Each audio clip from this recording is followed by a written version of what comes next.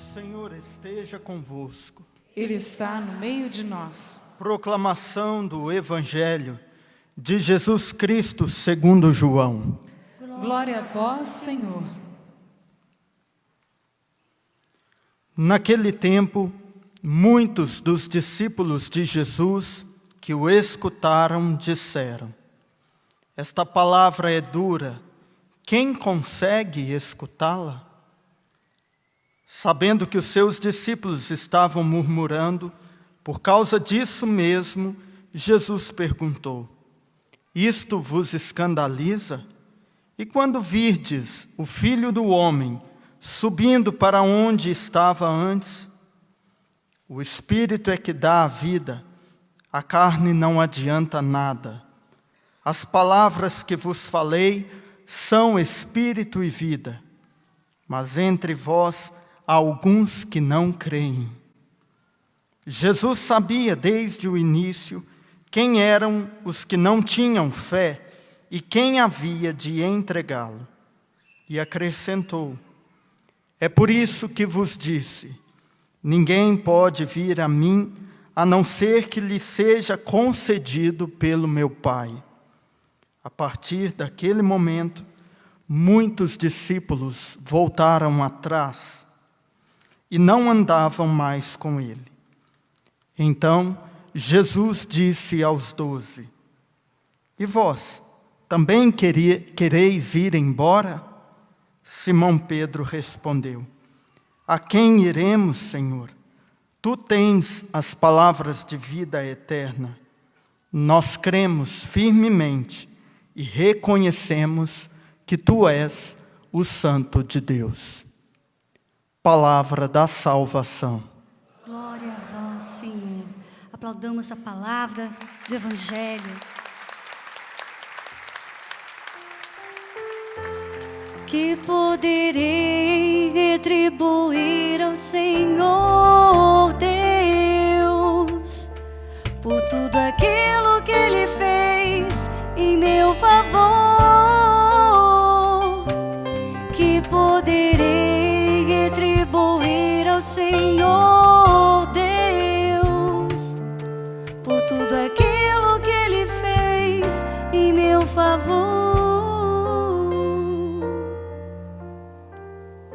Levanta-se, Deus, pela intercessão da bem-aventurada Virgem Maria, de São Miguel Arcanjo e de toda a milícia celeste, que sejam dispersos os seus inimigos e que fujam de sua face todos os que vos odeiam.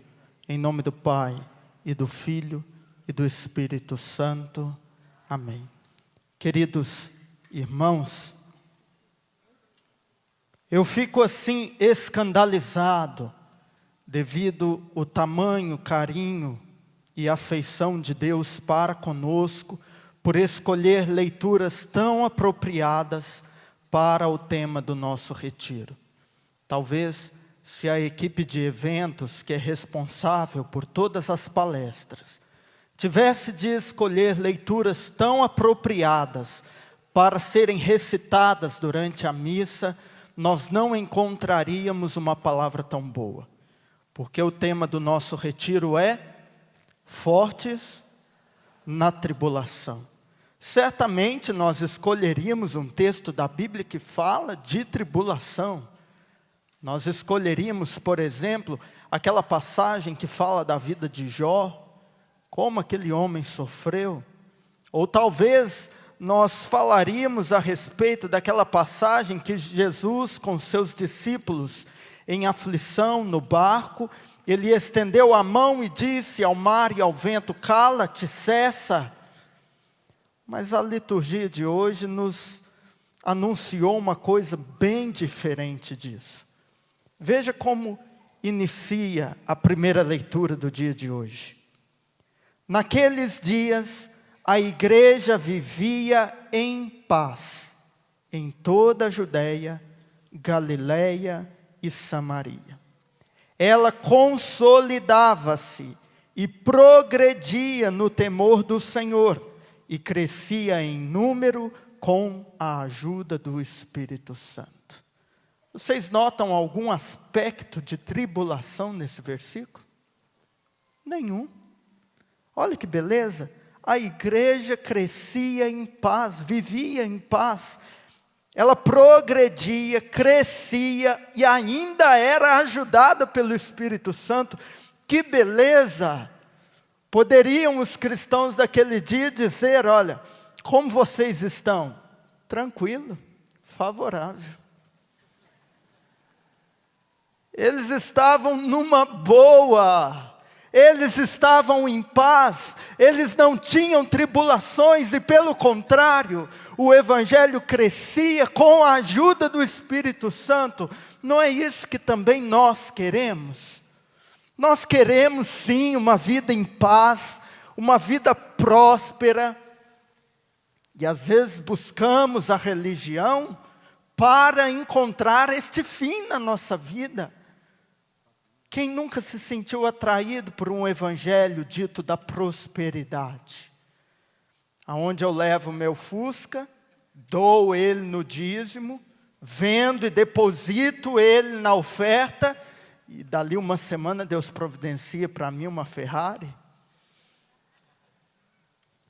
Eu dou no envelope R$365 referentes a cada dia do ano, e Deus vai ser obrigado a me abençoar todos os dias do ano.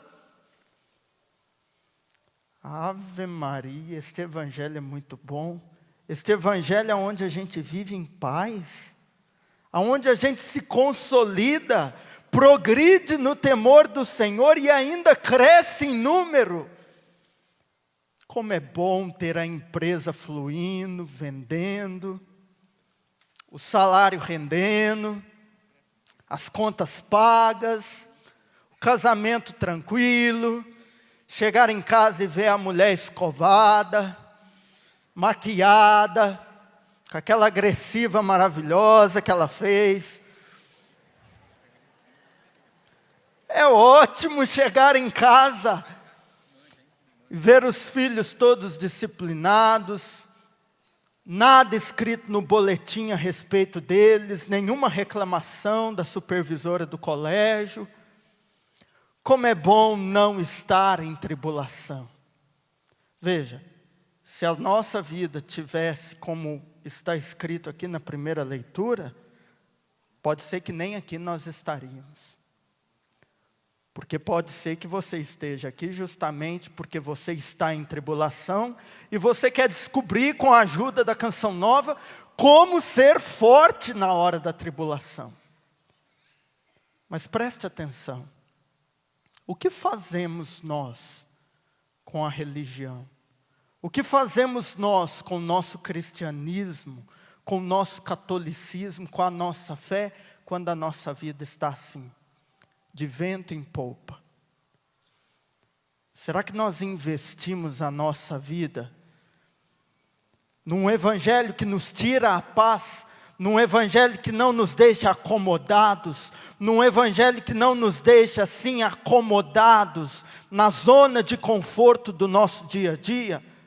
Será que nós nos deixamos mover por um evangelho que não traz paz? Porque isso é o que Jesus está dizendo no evangelho de hoje. Veja, Jesus estava pregando, ele estava falando a respeito de algo que dizia da sua própria identidade. Ele disse: eu sou o pão da vida, aquele que não comer da carne do Filho do Homem e não beber do seu sangue, não poderá ver o reino dos céus. E no evangelho de hoje diz assim, que alguns discípulos olharam para este ensinamento de Jesus e disseram: este ensinamento é duro demais, quem consegue escutá-lo? E a partir daquele momento, muitos dos discípulos de Jesus deixaram de acompanhá-lo. Sabe por quê? Porque essa palavra de Jesus tirava a paz, o sossego da primeira leitura. Com essa palavra não era possível progredir e crescer em número. Com essa palavra não era possível viver sem tribulação, porque aquela palavra de Jesus comprometia os discípulos. Imagina, esse homem pregando antropofagia e vampirismo. Chega ele agora dizendo que nós vamos comer carne humana. Nós somos canibal por acaso? Imagina, aquilo para os judeus era um escândalo. Uma blasfêmia passível de apedrejamento. Concordar com Jesus naquele momento era correr risco de ser apedrejado com ele. Por isso que muitos dos discípulos disseram, essa palavra é dura demais. Eu não vou me comprometer com isso que esse doido está falando, não. Imagina, eu por acaso sou canibal, sou vampiro, para comer carne, beber sangue. E muitos dos seus discípulos deixaram de acompanhá-lo. E o mais formidável é a frase que dizem, veja, quem consegue escutar essa palavra que esse homem está dizendo? Fraco. Não consegue escutar a palavra de Jesus, não é forte nem na tribulação e nem na calmaria. Deixa eu dizer, para ser discípulo de Jesus não pode ser frouxo. Se você olha para os ensinamentos de Jesus como estes do Evangelho de hoje e diz, quem pode escutar essa palavra? Ela é dura demais. Você não serve para ser discípulo de Jesus. E tanto que Jesus depois olhou para os 12 e disse assim, vocês também querem ir? Vocês querem ir embora? À vontade. A porta é a serventia da casa. Não é assim que a gente fala? Se você está esperando escutar um Deus bonzinho, um Deus amor, um Deus que é todo misericórdia, sinto em te dizer que esse Deus é um Deus de gente fraca. Um Deus para aqueles que são frouxos. Olha para o lado aí e vê se o irmão que está do seu lado é frouxo ou ele é macho de verdade, ele é mulher de fibra. Diz assim, irmão, para ser cristão, você tem que ser mulher risca-faca. Passa a faca no chão e diz, diabo, passe aqui.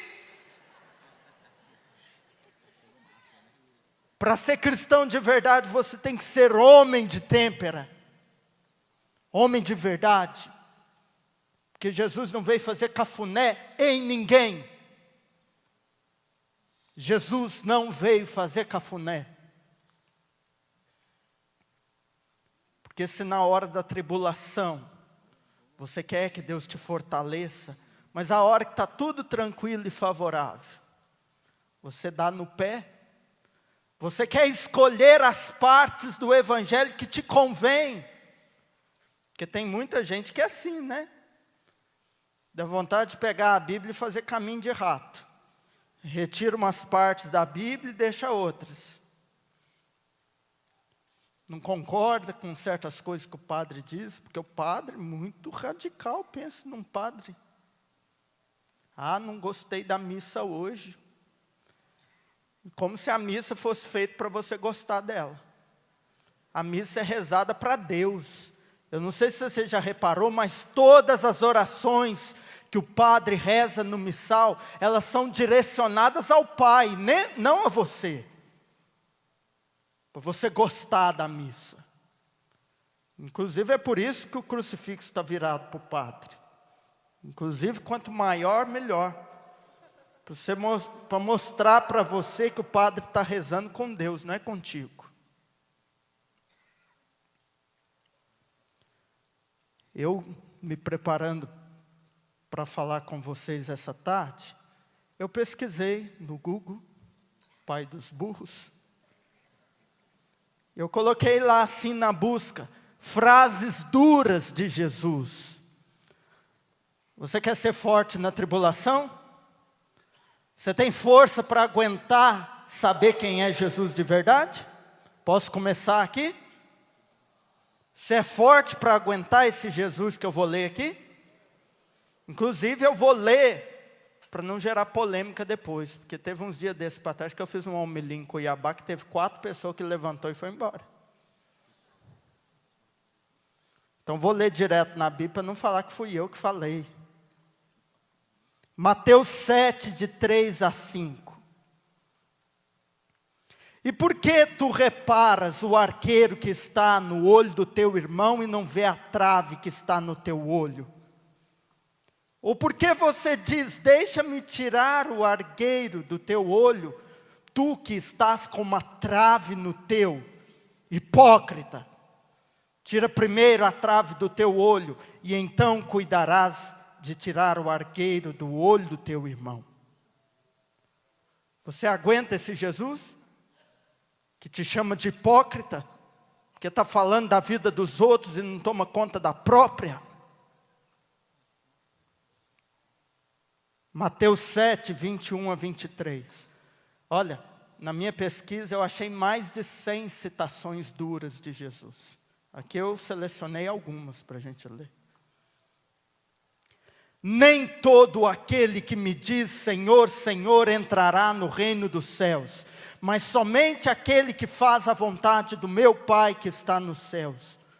Muitos me dirão naquele dia, Senhor, não foi em teu nome que profetizamos? Não foi em teu nome que expulsamos os demônios? Ou não foi em teu nome que fizemos muitas maravilhas? Então eu lhes direi abertamente. Como se Jesus estivesse dizendo, eu vou falar bem na cara dele. Nunca vos conheci, apartai-vos de mim, ide para o fogo eterno. Já pensou Jesus falando isso para você? Nunca te conheci. Ah, Jesus, eu? Hã? Quem? Mateus 8, de 24 a 26. E outro dos seus discípulos lhe disse, Senhor, permite que primeiro eu vá sepultar o meu pai. Jesus, porém, disse, segue-me e deixe os mortos enterrar os seus mortos. Pensa num Jesus grosso. Ave Maria. Estúpido. Mateus 9, de 4 a 5. Mas Jesus, conhecendo os seus pensamentos, disse, por que pensais mal no vosso coração? Pois o que é mais fácil dizer, perdoados estão os teus pecados, ou levanta e anda? Imaginou você? Lá escutando Jesus, você nem falou nada, porque nesse dia eles nem falaram nada. Jesus, e vocês aí, por que estão pensando mal? Nem falei, estou só pensando. Mateus 10, 33. Mas qualquer um que negar a mim diante dos homens, eu negarei também diante do meu Pai que está nos céus. Mateus 10, 34 a 36. Não pensais que eu vim trazer a paz à terra. Não vim trazer a paz. Eu vim trazer a espada. Porque eu vim para pôr dissensão, o homem contra seu pai, filha contra sua mãe e nora contra sua sogra. Ave Maria. Já nem precisa de alguém colocar desunião. Jesus ainda está falando que ele veio para isso.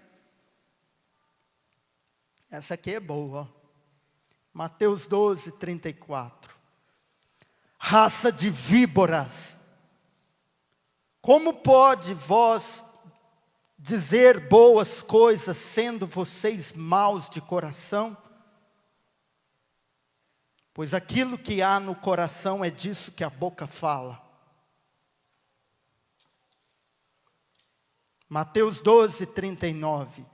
Jesus respondeu, essa geração má e adúltera pede um sinal, porém não lhe será dado outro sinal senão o de Jonas. Pior, e aquela vez que Jesus falou que ia morrer e Pedro chegou e falou assim, Senhor, que não te aconteça isso. Ele falou assim, sai Satanás. Já pensou você chegando para o padre para dizer assim, padre, tudo de bom para o senhor? E o padre falava assim, sai fora Satanás. Não sei que essa carniça está vindo atrás de mim. Já pensou isso? Olha essa aqui, Mateus 17:17. Um homem chegou e disse: Senhor, tem misericórdia do meu filho. Ele é lunático e sofre muito, pois muitas vezes cai no fogo e muitas vezes na água. Eu trouxe-o para os teus discípulos e eles não puderam curá-lo. Jesus respondeu dizendo: ó geração incrédula e perversa, até quando eu estarei convosco? Em outras palavras, Jesus estava falando: gentalha, gentalha, até quando eu estarei misturado no meio desse povinho? E aquela outra vez que a mulher foi atrás de Jesus, dizendo assim: a minha filha está lá em casa com o demônio. E Jesus não respondeu nada para ela. Continuou andando e largou a mulher para trás. E ela continuou insistindo. Ele disse assim: não convém tirar o pão dos filhos e jogar para os cachorrinhos. Mas ela disse assim: pois eu sou uma cachorra mesmo. E eu como as migalhas que caem da mesa. E estava próxima a festa, Páscoa dos judeus. Isso está em João 2, 13, 16. Jesus subiu a Jerusalém. Achou no templo os que vendiam bois e ovelhas e pombos, e os cambistas assentados. E tendo feito um chicote de cordas, lançou todos fora do templo. Também os bois, as ovelhas, espalhou o dinheiro e derrubou as mesas. E ele disse: saí daqui, vocês que fazem da casa do meu pai uma venda de ladrões. Você é forte o suficiente para seguir esse Jesus? Esse Jesus que escandaliza, esse Jesus que cobra, esse Jesus que xinga.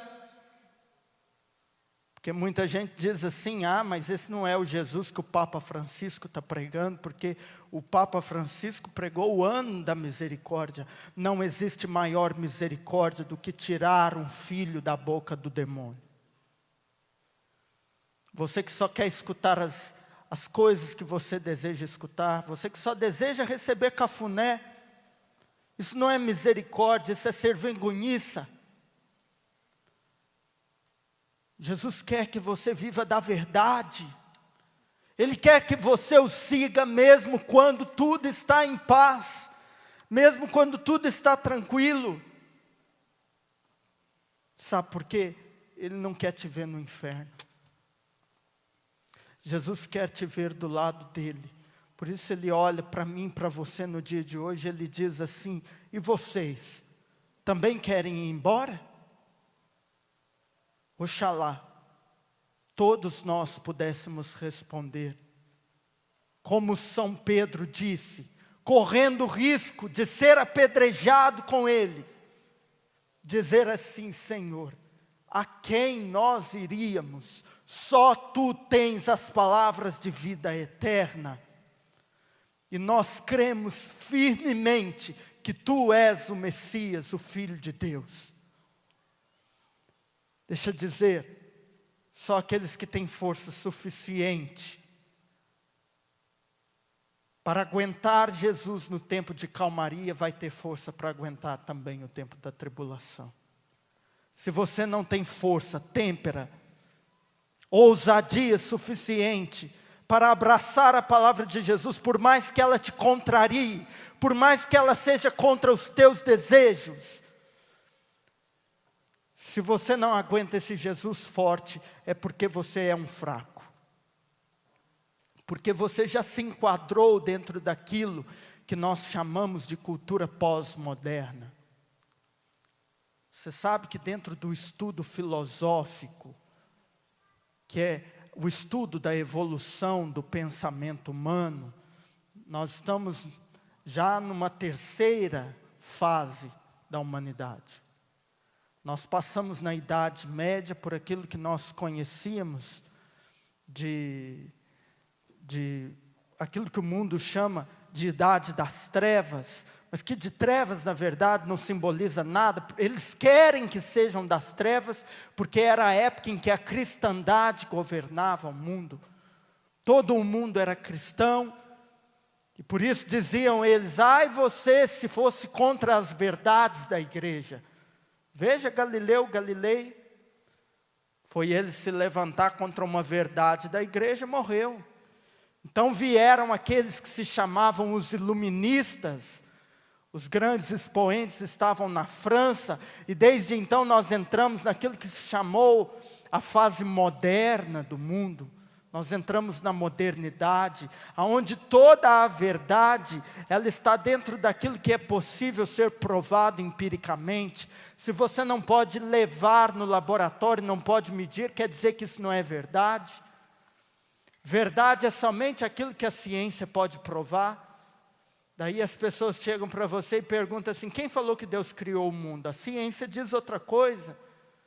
Agora nem isso mais. Nós estamos numa cultura que se diz pós-moderna, onde a verdade não é nem a religião e nem a ciência que dita. A verdade é cada um que sabe. Cada um tem a sua verdade. Faz aquilo que te faz feliz. Se te faz feliz, então é verdade. Se faz você se sentir bem, então vá, progrida nisso. Ah, porque a minha verdade é essa. E quem falou que existem várias verdades? Porque você, sem estudar os filósofos contemporâneos, você já introjetou todo o pensamento maligno deles, e que o mundo foi colocando em doses homeopáticas, na mídia, na cultura, no palavreado do povo. Porque o que os filósofos contemporâneos diziam era isso. Quem falou que isso aqui tem conceito suficiente para ser um ambão? Você vê de cá, você acha que é um ambão, mas se o meu ponto de vista dele for diferente, eu posso muito bem chamá-lo e usá-lo para outra coisa. Aí cada um tem a sua verdade. Irmãos, nós não fomos chamados à vida para sermos ditadores daquilo que é o bem e o mal. Assim como o mundo foi criado com leis que não mudam, por exemplo, a gravidade, nós, na nossa vida humana, temos leis que devemos seguir e que são irremediáveis, imutáveis. Não é cada um que faz a sua verdade. O Evangelho é esse. Se você concorda com ele ou não, isso é um problema teu. Mas que a verdade é uma só, ela está aqui. Jesus disse: eu sou o caminho, a verdade e a vida. Agora eu vou dizer uma coisa para você. Você que veio para ser forte na tribulação. Os covardes são os que matam aquele que dizem a verdade porque te amam. Os covardes são aqueles que matam os que dizem a verdade, quando estes dizem a verdade porque te amam. Queria encerrar contando uma história. Diz que tinha um lugar que tinha um lenhador, um homem que trabalhava serrando árvores, fazendo tábuas. E ali onde ele morava, ele era viúvo, ele tinha uma pequena criança de 7 anos de idade, 7, 8. E desde que o menino era molequinho, ele havia criado uma raposa dentro da sua casa como se fosse um cão, como se fosse um cachorrinho. E ele domesticou e, de fato, a raposa agia como se fosse um cachorro. Quando o homem chegava, a raposa abanava o rabo, ela chorava. Ela corria a casa inteira, subia em cima da cama, cheirava a roupa dele, fazia aquela festa. E no trabalho, os outros colegas de trabalho diziam para ele: cara, você é doido. Como é que você mantém um bicho selvagem dentro da sua casa? Uma hora, quando ele estiver com fome, ele vai te passar uma rasteira. esse bicho é traiçoeiro. Daí ele falava, nada, ela é boazinha que só, você precisa ver, carinhosa com a gente, é igual um cachorro. E todo dia os caras falavam na cabeça dele, isso é um animal selvagem, cuidado e tal.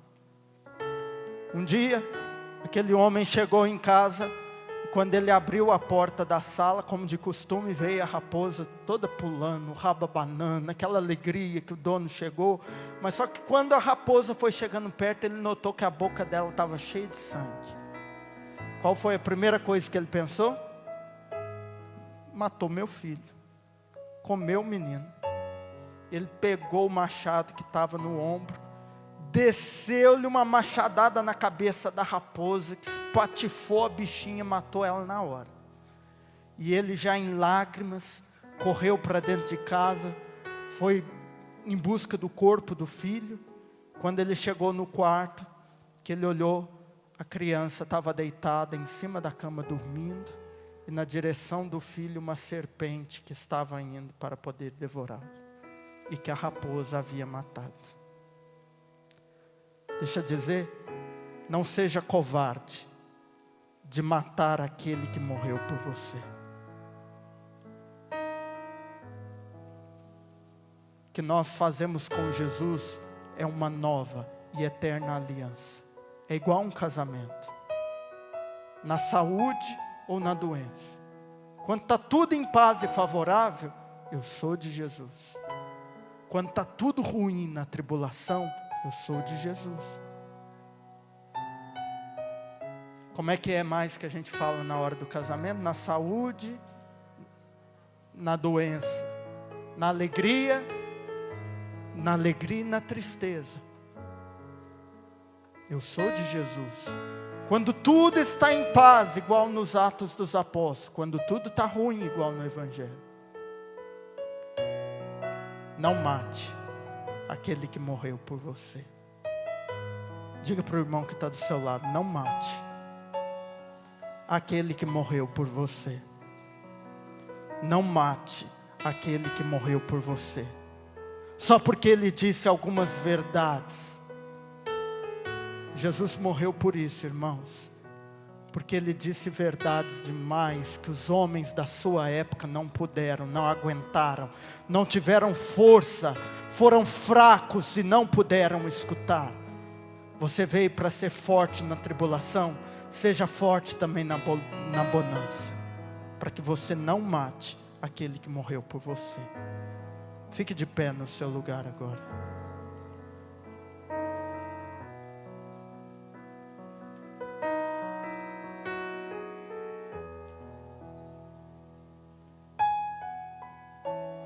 Sabe, gente, o mundo tem o poder de ir mudando a mente da gente, de ir moldando a cabeça da gente, para a gente dando desculpa. Deus vai me perdoar, Deus é bonzinho, Deus é amor. E a gente vai sempre continuando na mesma vida mentirosa, mentindo para a gente mesmo, dando desculpa para uma coisa que todo mundo sabe que a verdade é outra. E é por isso que você anda de padre em padre, porque você pode até chegar num padre e perguntar para ele, isso e isso é pecado? Você sabe que é, e o padre diz, não, não é pecado não, mas lá dentro você sabe que é. Você quer escutar um padre que te diga, é pecado. Por isso que você não confiou na palavra daquele um que falou que não era. Você vai passando de padre em padre, porque a verdade ela está aí dentro. E nem se o Papa disser para você que a mentira é verdade, o seu coração não vai repousar. Todos nós precisamos encontrar a verdade. Todos nós precisamos seguir a verdade. Por isso, tenha coragem agora diante de Deus, como eu, padre, preciso ter a coragem de olhar para mim e dizer, padre, que carniça que é o Senhor, safado, fraco, sem vergonha. Tenha coragem de olhar para você e dizer assim, olha, nesse aspecto da sua vida você está vivendo uma mentira, porque a mentira te convém, porque porque na sua fraqueza você escolheu que isso deveria ser a verdade, mas nunca será. Isso nunca será verdade. Diga para você mesmo: ó alma minha, tenha coragem suficiente de sair da safadeza,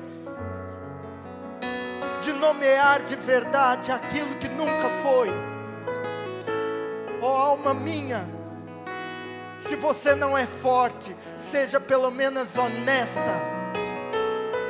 Se você não é forte, alma minha, pelo menos vergonha na cara tenha de dizer: o meu caminho não é exato, o meu caminho não é reto. Ajuda-me, Senhor. Hoje eu venho te pedir nem tanto para me fazer forte, mas para me fazer verdadeiro. Se eu for pelo menos verdadeiro, Jesus, depois força, o Senhor dá um jeito, o Senhor me levanta, o Senhor me segura, o Senhor me sustenta, mas primeiro, Senhor, me faz verdadeiro, porque a minha vida é falsa, a minha vida é de plástico, a minha vida é quebrável, a minha vida é mascarada, a minha vida é mentirosa. Ajuda-me, Senhor. Eu não quero ser forte para ostentar os meus músculos espirituais. Eu quero ser verdadeiro, porque aqueles que são da verdade, estes estão contigo. Aonde mais nós poderíamos ir? Só o Senhor tem palavras de verdade, palavras de vida eterna. Ajuda-me, Jesus. Coloca a mão no teu peito e diga: Senhor, faz-me viver a verdade. Senhor, faz-me viver a verdade. Eu quero a verdade. Eu quero a verdade. Ajuda-me, Senhor. Ajuda-me, Senhor. Ainda que doa, Senhor. Ainda que doa, Senhor. Fala minha verdade na minha cara, Fala Jesus. minha verdade na minha cara, Jesus. E a visão que o Senhor me dá agora é de uma pessoa como que arrancando uma grama na beira do meio-fio. Aquela grama enterrada, aquela raiz sepultada, e pessoas como que dizendo: eu não consigo viver a verdade. Renda-se agora ao Espírito Santo, deixa Ele arrancar agora. Vinde, Senhor, sobre nós, ajuda-nos, Senhor. Ajuda-nos. Ajuda-nos, Senhor, ajuda-nos. Quando somos fracos, em Ti somos fortes. Mostra-nos a nossa verdade, Senhor. Que tenhamos vergonha na cara de admitir que somos fracos e que em tudo nós precisamos de Ti. Tudo posso, naquele que me fortalece. Nada e ninguém no mundo vai me fazer desistir. E que não faz. Quero, como quero, sem medo entregar meus projetos, deixar-me guiar nos caminhos que Deus desejou pra mim. E ali está, ergo seus braços, vou perseguir tudo aquilo que Deus já escolheu pra mim. Vou persistir, e mesmo nas marcas daquela dor, do que ficou, vou me lembrar e realizar o sonho mais lindo que Deus sonhou. Em meu lugar está, à espera do novo que vai chegar. Vou persistir, continuar.